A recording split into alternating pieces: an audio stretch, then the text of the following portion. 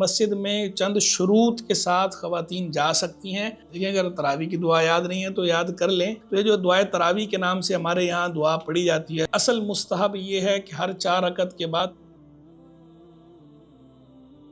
بسم اللہ والحمد للہ والصلاۃ والسلام علی رسول اللہ۔ اصل جواب لے کر ایک مرتبہ پھر آپ کی خدمت میں حاضر ہیں۔ آج میرے پاس جو سوالات ہیں میں سے ایک سوال یہ پوچھا گیا ہے کہ کیا عورتوں کے لیے بھی تراویح پڑھنا ضروری ہے، اور عورتیں مسجد میں تراویح میں شریک ہوں گی یا گھر میں تراویح پڑھیں گی؟ اس کا جواب یہ ہے کہ جس طرح مردوں کے لیے تراویح پڑھنا سنت مؤکدہ ہے، تو بالکل اسی طرح خواتین کے لیے بھی تراویح پڑھنا سنت مؤکدہ ہے۔ خواتین کو تراویح معاف نہیں ہے، خواتین نے بھی تراویح پڑھنی ہوتی ہے۔ وہ خواتین جن کے شرعی عذر کے ایام چل رہے ہوں تو انہیں چونکہ اس میں نماز معاف ہوتی ہے تو ان کے لیے تو تراویح نہیں ہے۔ باقی جو نارمل خواتین ہیں ان کے لیے تراویح اسی طرح سنت مؤکدہ ہے جس طرح مردوں کے لیے سنت مؤکدہ ہے، تو خواتین بھی تراویح پڑھیں گی۔ رہ گئی بات یہ کہ انفرادی پڑھیں گی یا مسجد کی جماعت میں شریک ہوں گی، تو خواتین کے لیے افضل اولیٰ اور بہتر یہ ہے کہ وہ اپنے گھر کے اندر نماز پڑھا کریں، گھر میں تراویح ادا کریں۔ جس طرح وہ فرض نمازیں گھر میں پڑھتی ہیں تو ایسی تراویح بھی گھر میں پڑھیں گی۔ لیکن مسجد کی جماعت میں شریک ہونے کی کوئی گنجائش ہے یا نہیں، تو اس کا جواب یہ ہے کہ مسجد میں چند شروط کے ساتھ خواتین جا سکتی ہیں۔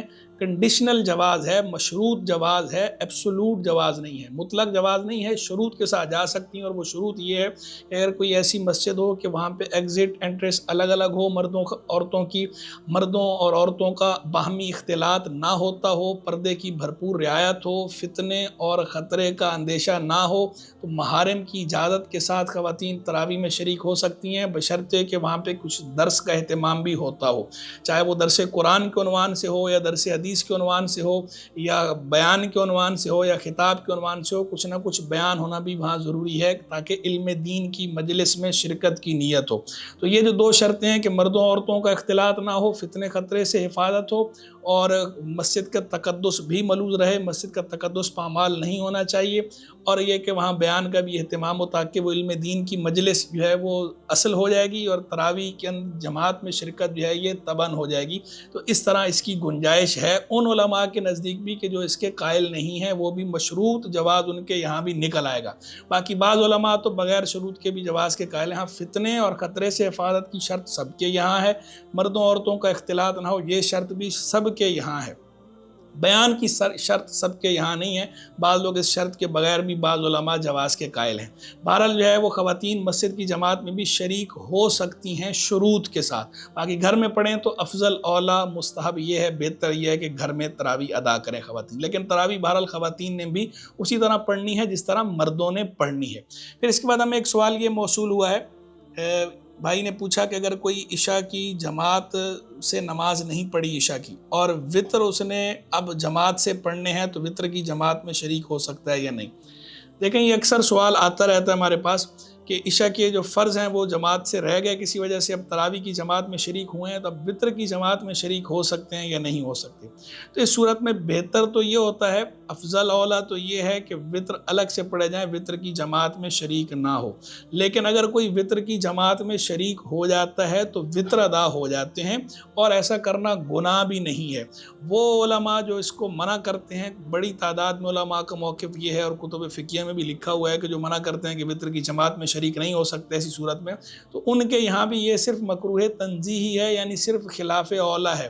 یہ دعویٰ ان کا بھی نہیں ہے کہ نماز نہیں ہوگی یا گناہ ہے، تو گناہ نہیں ہے، اگر کوئی شریک ہونا چاہے تو شریک ہو سکتا ہے۔ لیکن بہتر یہ ہے کہ اگر عشاء کے فرض جماعت سے نہیں پڑھے تو وطر بھی الگ سے پڑھ لے، بہتر بہرحال یہ ہے۔ لیکن کوئی شریک ہوتا ہے تو یہ بھی گناہ نہیں۔ پھر ایک سوال ہمارے پاس یہ آیا ہے، بھائی پوچھ رہے ہیں کہ اگر کسی کو دعائے تراویح یاد نہ ہو تو اب اس کے لیے کیا حکم ہے؟ دیکھیں اگر تراویح کی دعا یاد نہیں ہے تو یاد کر لیں، جواب تو یہ ہے۔ لیکن تراویح کی دعا پڑھنا ضروری ہے یا نہیں، تو اس کا جواب یہ ہے کہ کتاب و سنت میں کوئی ایسا حکم نہیں ہے، کوئی خاص دعا فکس نہیں کی گئی کہ یہ دعا پڑھنی ہی پڑھنی ہے، نہیں پڑھیں گے تو گناہگار ہوں گے، یا یہ دعا پڑھیں گے تو بہت زیادہ اجر ملے گا۔ ایسی کوئی دعا فکس نہیں ہے۔ تو یہ جو دعائے تراویح کے نام سے ہمارے یہاں دعا پڑھی جاتی ہے، سبحان ذی الملک والملکوت، یہ دعا پڑھنا جائز ہے، اور فقہاء نے اپنی کتابوں میں بھی لکھی ہے، اور اس کے الفاظ الگ الگ بعض روایات کے اندر بھی موجود ہیں۔ تو کوئی اگر یہ دعا پڑھتا ہے تو اچھی بات ہے، یہ پڑھنا جائز ہے، ثواب کا کام ہے۔ لیکن اگر کوئی یہ دعا نہیں پڑھتا تو اس میں کوئی حرج نہیں ہے۔ تو اگر کسی کو یاد ہے تو اچھی بات ہے، یاد نہیں ہے اور یہ نہیں پڑھتا تو بھی کوئی اس کے اندر قباحت نہیں ہے، اور کوئی بھی دعا پڑھی جا سکتی ہے، کوئی بھی معصور دعا بھی پڑھ سکتے ہیں۔ اصل مستحب یہ ہے کہ ہر 4 رکعت کے بعد ترویہ کیا جائے، یعنی تھوڑی دیر رکا جائے۔ تھوڑی دیر رکنا ہوتا ہے، اس کے اندر کوئی دعائے معصور بھی پڑھی جا سکتی ہے، قرآن مجید کی تلاوت بھی کی جا سکتی ہے، کوئی اگر اٹھ کے جانا چاہیں، کوئی اپنا کام ضروری کرنا چاہیں تو وہ ضروری کام کرنے کی بھی اجازت ہوتی ہے، تو ترویہ مستحب ہے۔